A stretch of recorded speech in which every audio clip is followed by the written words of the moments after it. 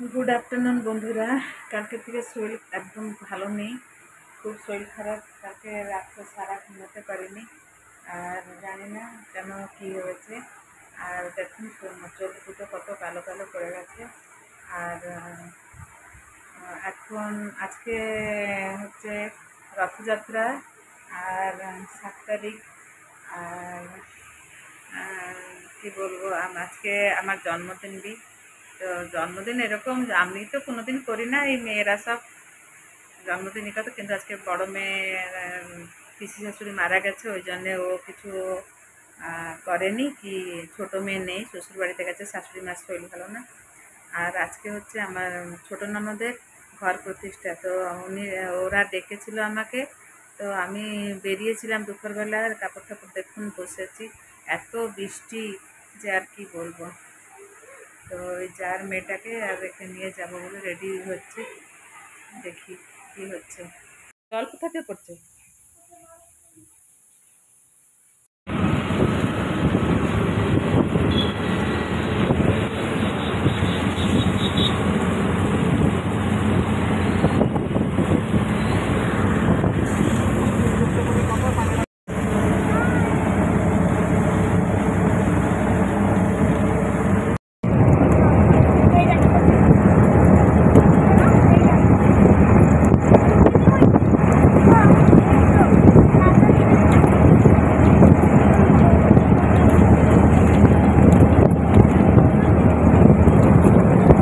এখন সময় বাজে 8টা 5। আমি আজকে উঠেছি 6:30টার উপর হয়ে গেছিলো।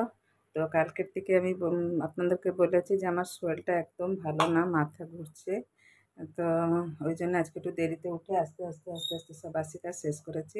খালি জামা কাপড়গুলো ধোয়া হবে, কিন্তু এখন ধোবো না। আমি স্নান করে পূজা করার পরেই আস্তে আস্তে ধোয়াধুয়ি করবো, কারণ এখন যদি এগুলো সব ধোয়াধুয়ি করি তাহলে আমার অনেক দেরি হয়ে যাবে।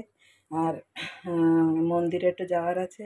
আর এই দেখুন এখানে চা বসিয়ে দিয়েছি, একটু চা খাওয়ার পরে যাব স্নান করব।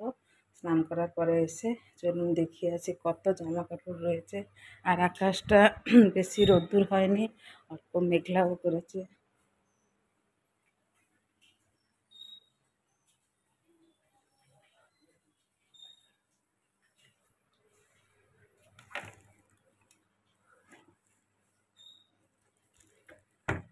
এগুলো সব ধুতে হবে।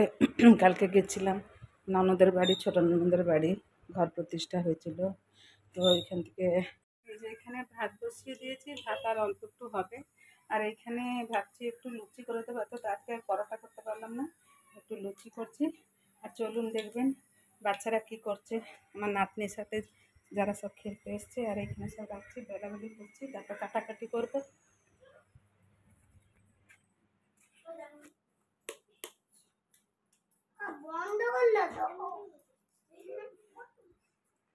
পারো বাহ, দেখুন এই পাশের বাড়ি বাচ্চা। আর এই একটা, ওর তো আমার জানেন, আপনি ভালো করে আগের থেকে জানেন যে এ হচ্ছে আমার নাতনির বন্ধু, ফেভারিট বন্ধু। আর এ হচ্ছে ওটা ছোট টুকু মাসি, ওর টুকু মাসি সবসময় থাকে। ওই যে খেলছে, দেখেন ব্যাগটা কীরকম করে কাঁধে নিচ্ছে। দেখুন আজকে স্কুল ছুটি ছিল, ওরা জানেনই রথযাত্রা 2 দিন পড়েছে। তো কালকে তো ছুটি ছিল, এমনিতে রোববারও ছিল, আজকেও ছুটি ছিল। ও রেডি হয়ে বেরিয়েছে স্কুল ড্রেস ফ্রেস পরে, তখন স্কুল থেকে আবার ফিরে এসছে। দেখুন ওর অবস্থাটা দেখুন, দেখুন খালি। কি বলবো, যা দুষ্টুমি করে, উফ, আর বলুন না, আর বলুন না। মাসি মাসি নাম ধরে ধরে ডাকে না। আর তাহলে চলুন আমি একটু খাবারটা করে নিই, তারপরে আসছি আপনাদের কাছে। সাথে থাকুন আর দেখতে থাকুন ওদের মজাটা। আর খুব ভালো লাগে আমার ঘরটা, মানে একা লাগে না, এদের সাথে সময়টা আমার কেটে যায়। খুব ভালো লাগে এদের সাথে আমার, ওই জন্য সবসময় ডাকি বাচ্চাদের। মেয়ে জামাই এসেছিলেন, খেয়ে চলে গেল।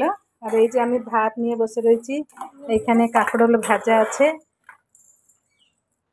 ভাজা দেবো আর, হ্যাঁ খাবি তো। আর এইখানে এই যে আমার জায়ের বাচ্চাটাও খেয়ে এসেছিলো ঘরের থেকে। আমাকে একা ভাল লাগে না, আমি বললাম বস একটুখানি খেয়ে নিবি। আর এইখানে আমার নাতনি বসে রয়েছে, বিছনা ঠিক করছে। দেখুন কোলের উপরে বালিশ রইলো, আবার দিচ্ছে কি বলুন বলুন তো, টাওয়াল দিচ্ছে। দাঁড়া, টাওয়ালটা দিচ্ছে, তারপরে ও শোবে।